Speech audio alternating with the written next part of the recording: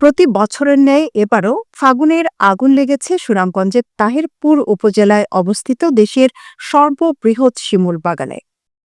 চারিদিকে ফুলে ফুলে লাল হয়ে আছে বিশাল বিস্তৃত ১০০ বিঘা জমির উপর এই শিমুল বাগান। বসন্তবরণ ও ভালোবাসা দিবস উদযাপনের জন্য প্রকৃতিপ্রেমী নবদম্পতি ও প্রেমিক প্রেমিকাদের অন্যতম একটি স্থান দেশের সবচেয়ে বড় এই শিমুল বাগান। বসন্তের আগমনকে কেন্দ্র করে বছরের এই সময়ে একবার যেন আসতেই হয় লোকাল প্রেমিক যুগলদের। আসেন শত শত মাইল দূর থেকেও প্রেমিক যুগল, বন্ধু বান্ধব ও পরিবার পরিজন। প্রতি বছর ফাল্গুন মাসের সপ্তাহখানেক আগ থেকে সারি সারি গাছের ডালে ফুটতে থাকে হাজারো শিমুল ফুল। ফুল ফোটার সাথে সাথে বাগানে বেড়ে যায় প্রকৃতিপ্রেমীদের আনাগোনা। এবারও তার ব্যতিক্রম হয়নি। ইতিমধ্যে প্রতিদিন হাজারো দর্শনার্থী আসতে শুরু করেছে এই বাগানে। কেউ আসছেন প্রেমিকা নিয়ে, কেউ নবদম্পতি, কেউ বা আসছেন পরিবার পরিজন নিয়ে।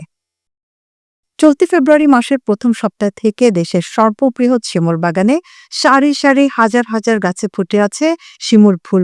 গাছ থেকে ছড়ে মাটিতে করে থাকা রক্তরাঙা শিমুল ফুল দেখে মনে হয় যেন লাল ফুলের গালিচা। কেউ তাজা শিমুল ফুল দিয়ে ভালোবাসার ফ্রেম তৈরি করে রেখেছেন। পর্যটকদের বাড়তি আনন্দ দিতে এই বাগানে রয়েছে ঘোড়া চড়ারও ব্যবস্থা। ডিএসএলআর ক্যামেরা দিয়ে ফটো তোলা, নাগরদোলা সহ বাগানের ভেতরের ক্যান্টিন ও ক্যাফেতে রয়েছে পর্যটকদের খাবার দাবারের ব্যবস্থা। জানা যায়, প্রায় ২৩ বছর আগে তাহিরপুর উপজেলার বাদাঘাট ইউনিয়নের সাবেক চেয়ারম্যান বৃক্ষপ্রেমী মরহুম জয়নাল আবেদিন নিজ উদ্যোগে পার্শ্ববর্তী উত্তর বড়তল ইউনিয়নের জাদুকাটা নদীর তীরে মেঘালয় পাহাড় ঘেঁষা মানিকাও গ্রাম সংলগ্ন ১০০ বিঘা জমি জুড়ে বিশাল এক শিমুল বাগান গড়ে তোলেন। রূপে নদী জাদুকাটার এক পাড়ে ভারতের মেঘালয় পাহাড়, অন্য পাড়ে বিশাল এই শিমুল বাগান।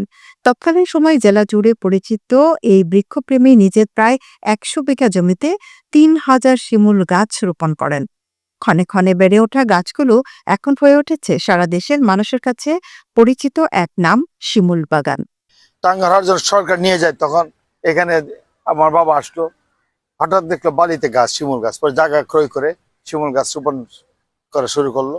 আসলে আমার বাবা এটা ব্যবসায়িক চিন্তা ভাবনা নেই, শিমুল বাগান হাত দিয়েছিলেন। কিন্তু বাবা রোড অ্যাক্সিডেন্ট মারা যাওয়ার পর আমি ওনার উত্তরসূরি ছেলে হিসেবে আমি এই শিমুল বাগানের পরিচর্যা শুরু করি।